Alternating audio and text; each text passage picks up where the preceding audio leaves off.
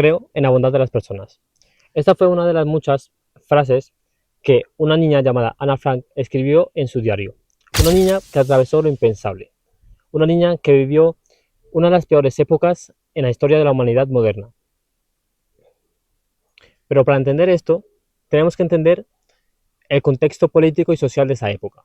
Un contexto de guerra. Una Europa de los 1940 marcada por la guerra, por la persecución, sobre todo por el odio indiscriminado de un grupo de personas hacia otro. Quiero que te pongas en los zapatos de una pequeña niña de 13 años. Una pequeña niña con ambiciones y sobre todo sueños normales. Cantar, bailar, reír, escribir y de repente todo esto se viene abajo. Todo esto se viene abajo debido a un contexto político y social que he explicado antes. Un contexto político de Segunda Guerra Mundial, un contexto político de persecución, de guerra, de miedo y sobre todo nos tenemos que preguntar, ¿cómo una niña de tan solo 13 años vivió encerrada, aislada de sus sueños, de su infancia, durante mucho tiempo de su vida en un ático? Eso es lo que veremos en el paseo de hoy. Momentos duros en su vida. La infancia de Ana Frank, de esta pequeña niña, estuvo marcada de muchísimos momentos traumáticos. Uno de ellos fue el momento en el que se tuvo que enterar que pasaría un largo periodo de su vida confinada en un ático. Pero eso lo veremos después. Quiero que te pongas en la situación. Estás en tu habitación, con tus juguetes. Llega tu padre, Otto Frank, el padre de Ana Frank. Te ordena que te tienes que coger tus ropas esenciales y llevártelas a un pequeño ático. Un pequeño ático de dimensiones claustrofóbicas. Un pequeño ático que iba a estar compartiendo junto a otras 8 personas. Un pequeño ático en el que la comida era escasa. El espacio era tan reducido que cada movimiento podría molestar a la persona de enfrente, a la persona del lado. Cada movimiento tenía que ser calculado. Por supuesto, el miedo a hacer ruido era increíble. No se podía hacer ruido durante horas picos del día, ya que la Gestapo, que en ese momento era la Policía Nacional de Alemania, una policía opresora, una policía que se encargaba sobre todo de eliminar y perseguir a personas que Hitler consideraba enemigos. Y sobre todo, lo único que tenía esta pequeña niña de tan solo 13 años, quiero que recuerdes este dato porque es increíble, y quiero que también recuerdes, la frase que dije en el principio. No, creo en la bondad de las personas. Esta frase la escribió mientras que estaba confinada en un ático, con falta de luz natural, con falta de comida, con una falta de agua. Esta niña nunca perdió la fe y además usaba este diario como terapia para describir su día a día.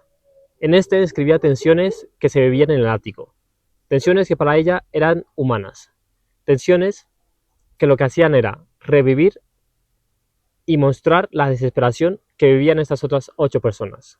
Y en el siguiente apartado veremos cómo este pequeño mundo de miedo, este pequeño mundo de confinación, este pequeño mundo en el cual ellos casi no tenían permitido moverse, comer, casi este pequeño espacio en el que era poco más que una cárcel. Este pequeño mundo se les vendría abajo.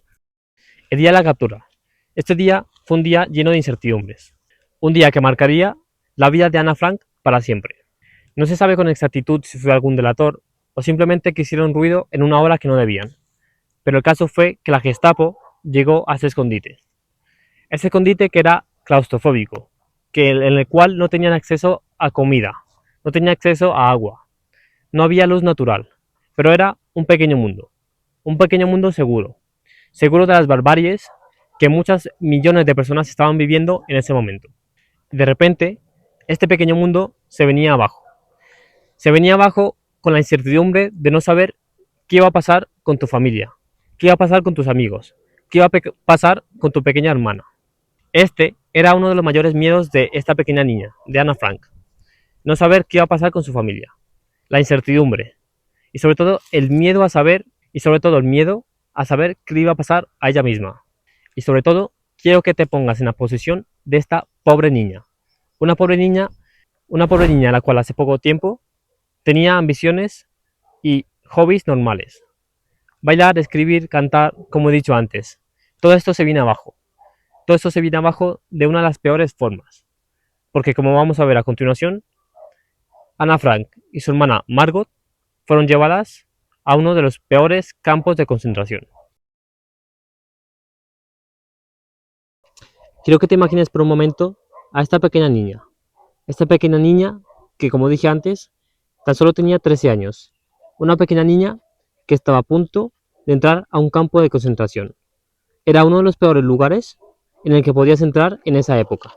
Un lugar lleno de desesperanza, de hambre, de sufrimiento. Imagínate, como he dicho antes, imagínate esta escena. Es una pequeña niña y estás a punto de entrar en un camino.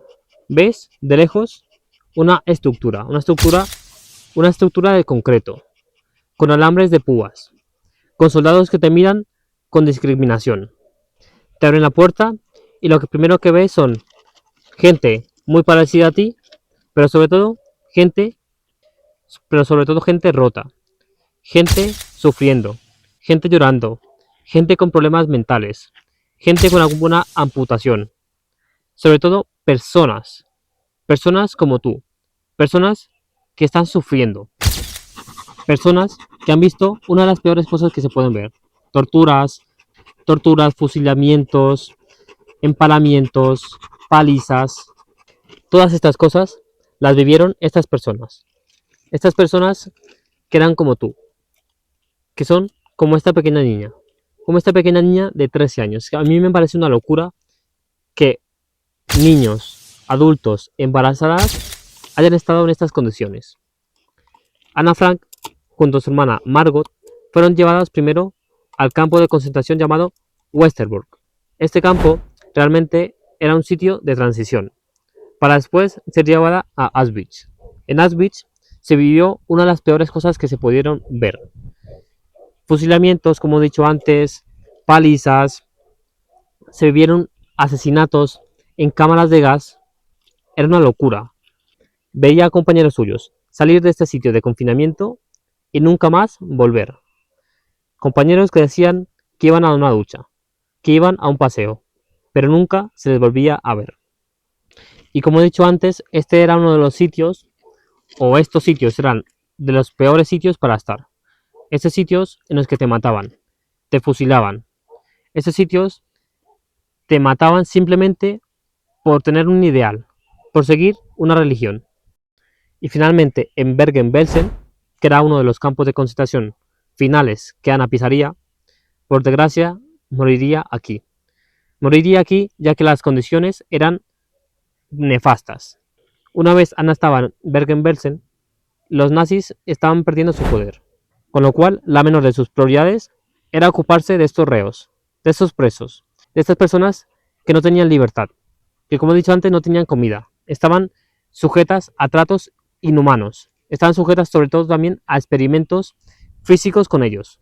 Y como he dicho antes, lamentablemente Ana fallecería en Bergen-Belsen. Fallecería a causa de una enfermedad y fallecería a unos pocos meses de que se acabara la Segunda Guerra Mundial. Déjanos tu opinión en los comentarios de qué opinas, si te gustó ese vídeo.